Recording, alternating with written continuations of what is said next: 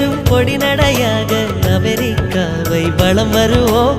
கடல் மேல் சிவப்பு கம்பளம் விரித்து ஐரோப்பாவில் குடிபுகுவோம்.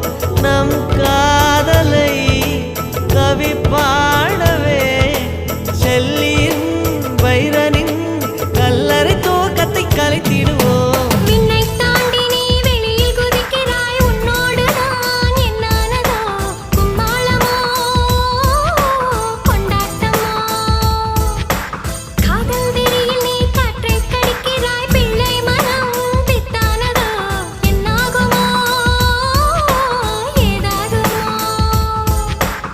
வாடை காற்றுக்கு வயசாச்சு, வாழும் பூமிக்கு வயசாச்சு.